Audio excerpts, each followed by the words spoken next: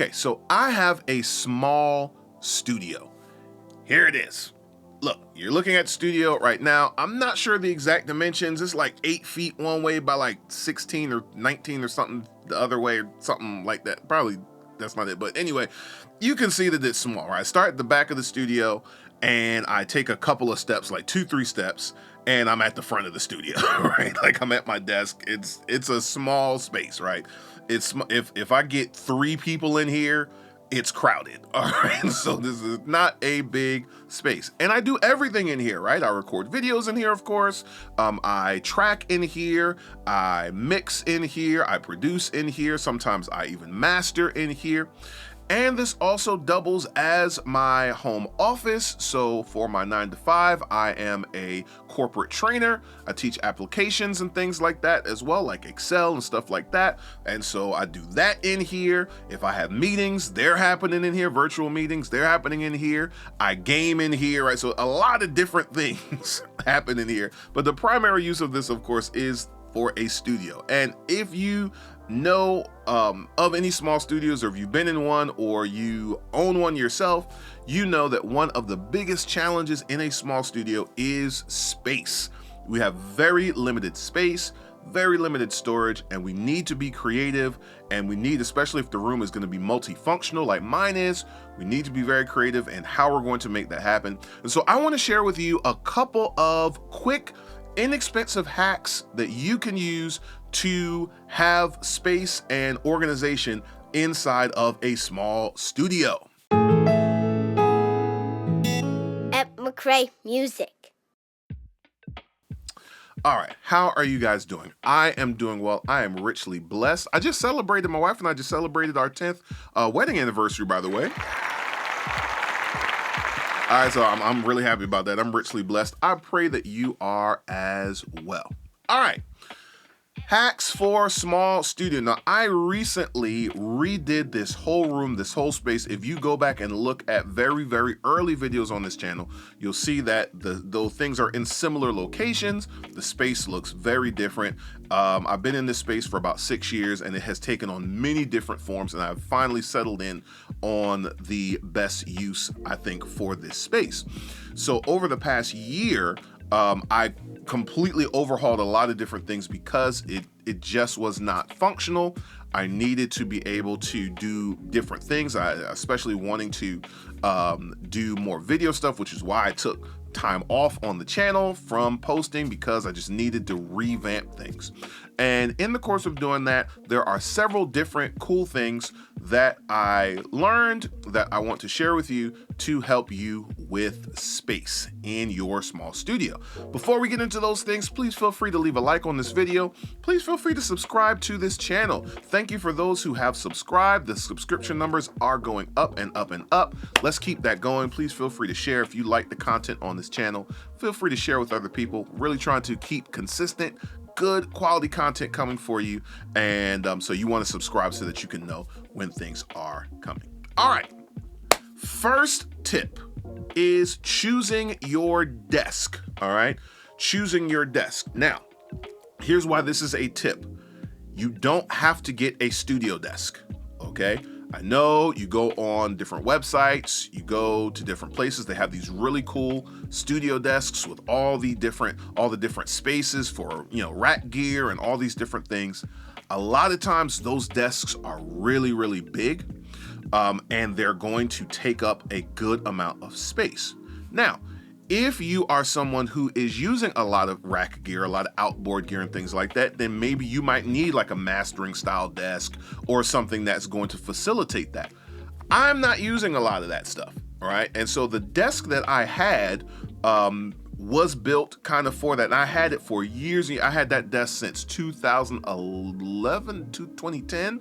So I had that desk for a long time. It has been with me in multiple spaces and was doing really good. But it just got to the point where it's like, man, this thing is too big, it's too bulky, it's not functional. So the desk that I chose was this standing desk from Wayfair.com. It is not a studio desk at all. It does not have any rack space or anything like that, but it meets my needs. Now, there are some things that I did on that desk that you probably see that I'll talk about a little bit later to make things more functional and kind of turn it into a bit of a studio desk. But this is a great desk. And the links to all the things I'm going to show you are going to be in the description of this video. So tip number 1, choose a desk that fits your space and make it work for you. It does not have to be one of these studio desks, which are really big, really bulky, and tend to be very, very expensive. Okay, hack number 2 or tip number 2 goes along with the desk. You can see that I have a bunch of different mounted stands attached to my desk. One of my goals for revamping my studio is I wanted to have as little things on the floor as possible. I wanted to get stuff off of the floor. I had a ton of stuff on the floor. So like lamps that sat on the floor, stands that sat on the floor, studio monitor stands that sat on the floor, right? I wanted to get all of that stuff as much as possible up off of the floor. And so you can see some different stands that I have here. I've got monitor stands that actually clamp to the desk. I've got an iPhone stand that clamps to the desk. I've got a regular camera stand that clamps to the desk. On the right side of my desk, I have a mount for my microphone. When you guys see me doing like the front-facing videos, when I have that microphone, that boom arm in front of me, that is attached to my desk. I can take it off. The mount is there, but I can take the actual thing off and put it back if I want to. And so all these things keep stuff off the floor, right? And then also, because this is a standing desk, this means I can do all the stuff that I need to do standing as well if I wanted to. If I'm mixing for a long period of time or listening for a long period of time or even tracking and I want to stand while I'm doing it, I can hit my button on my desk and everything is going to raise up with the desk because it is all clamped to the desk, right? So finding mounts and things like that that you can use and attach them to your desk is a great hack to save space. The less things you have taking up space on the floor, the more stuff you can do. Links to all these different stands are in the description. None of them are very expensive at all. All right, storage. Hack number 3, finding storage, right? We want to find things in a small space like this that can be multi-purpose, right? That I can use for multiple things. So again, went back over to Wayfair, love Wayfair.com, found this really cool, kind of like I don't know if it's like an ottoman, but I don't know no, it's not an ottoman, because isn't that the thing you put your feet on? What's an ottoman?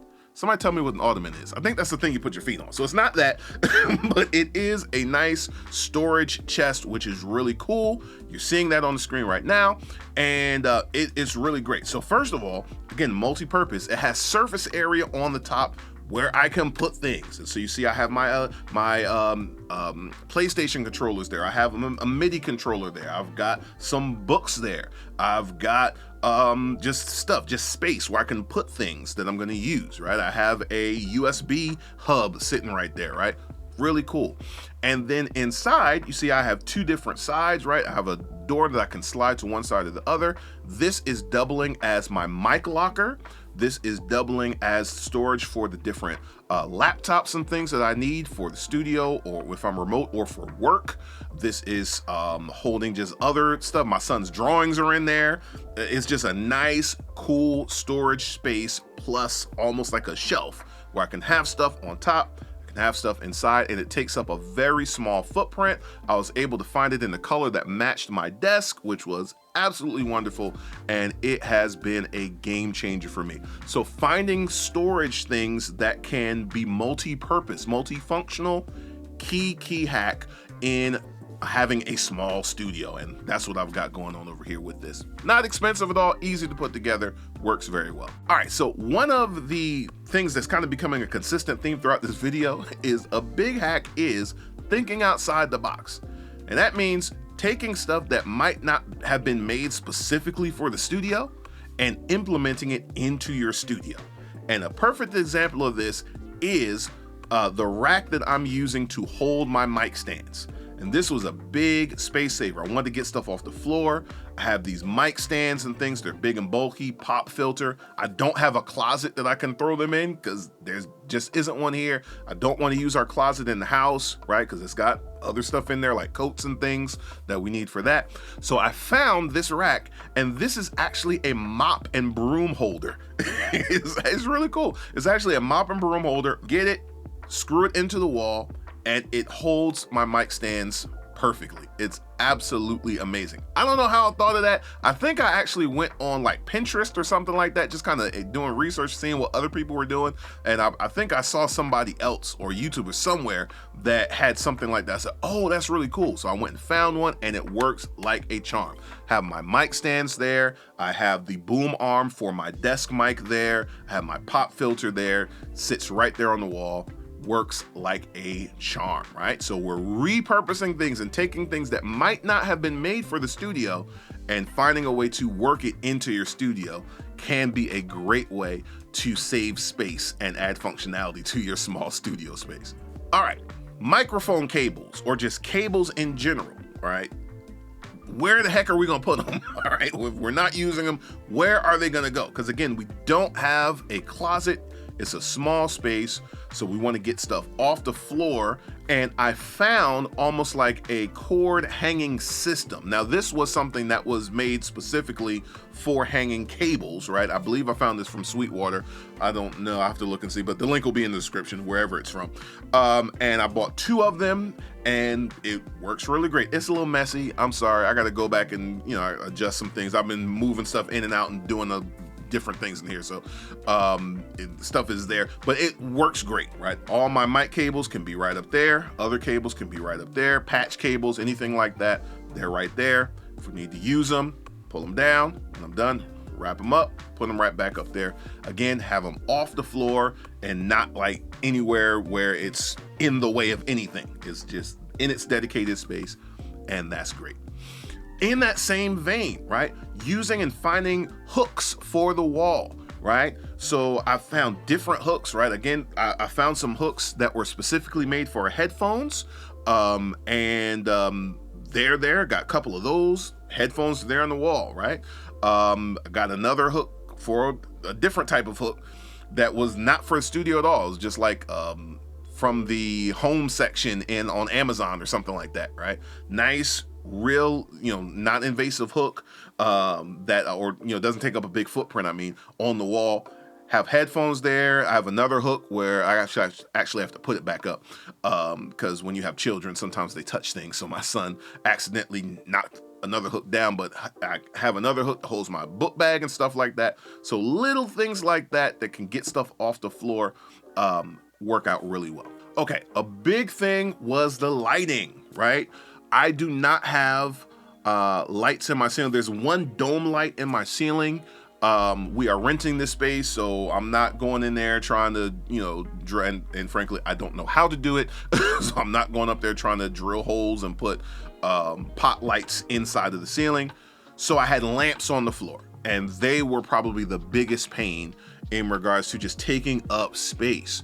And so I got them up out of there, and we were able to do a couple of things, right? So I was able to find some wall-mounted lights, which are really cool, really inexpensive, from Amazon, work like a charm, put them up there. Also, I have some ceiling mounts for my lights that serve as recording lights, floodlights, whatever I need them to be. They mount right to the ceiling. There they go. I actually think I want to get another one of those to have in the back, because when I need backlighting, I have a whole other light that I have to pull out and put on a stand and all that. And I think I want to actually get another mount of some sort for the back of my room. But having things mounted not only on the walls but on the ceiling, again, this gets stuff off the floor, which leaves more space for you to move around. If you need to get more people in there, it makes things a lot easier. I actually just had a session in here not too long ago where I had 4 singers in here plus me. And remember, I said if you got 3 people in here, it's crowded. Well, it was 5 of us in here. And the only reason I was able to do that was because the stuff was not on the floor. If I had those lamps and stuff still, I would not have been able to fit all of us in here for the session. So having mounts even on the ceilings for like lights and things are great as well. I have a rope light that is around the ceiling, and I don't know that I showed that inside of a clip, but you can kind of see the blue light that's coming down from behind me, right? I'll put a link to that in the description. That is from Amazon as well. It's a Govee light. It's like a 10-foot, it's a really long, it's wrapped around my whole ceiling. That's really cool because I can now change the mood of the room. If I have someone coming in to record, or I just want to have a different tone for day versus night, or whatever the case might be, I can do that, and it works like a charm. Okay, the last thing that I want to recommend to you is cable management. Now, I'm not going to show you behind my desk because I just haven't finished doing the cable management back there that I need to, and you don't need to see all that, right? Don't worry about what's over there. Worry about what's over here, all right? But I found on Amazon a really cool cable management kit that had all kinds of stuff. Like, for example, you could create a snake by having like a shield that you could wrap around multiple cables. I have like a wall trough that I was able to attach to the wall, so you can see the mic cords coming out of the bottom of the input panel and then kind of snaking back, but it's really neat, and that's because they're all going into that wall trough there. Even on my desk, I have different hooks and things that are there that are holding different things in place for my MIDI controller, for my different hubs and things that I have, and just different things that I have there to enable me to use and do multiple things on the same monitor, right? I got 3 different hookups to my monitor. I have my studio computer connected to it, I have my PS5 connected to it, and I also have an external HDMI cord for if I need to connect my laptop connected to it, and I can switch back and forth between the 3 using my HDMI hub. Well, all that stuff is Velcroed down to the desk, and then I have the different clamps that are holding the cords together. So it just kind of helps with cable management, makes stuff nicer and neater, and again, gets those wires and things off the floor and all over the place. You don't want clutter, especially in a small space. It is going to hinder your creativity. All right, so I hope that these gave you some ideas of some things. If you have a small studio, I hope this gave you some ideas of things that you could do. Again, think outside the box, right? It doesn't have to say studio or be from a music store or anything like that. It could be something simple that you found somewhere that has nothing to do with music or recording or a studio at all that fits what you need, and you can repurpose it for use in your studio. So think outside of the box, all right? Hope you enjoyed this video. Feel free to like, feel free to subscribe, feel free to share, and feel free to comment. I always enjoy hearing from you guys. You can get into the comment section, and you can leave your questions and comments and thoughts and all those different kinds of things. And I'm looking forward to seeing you guys soon in another video. All right?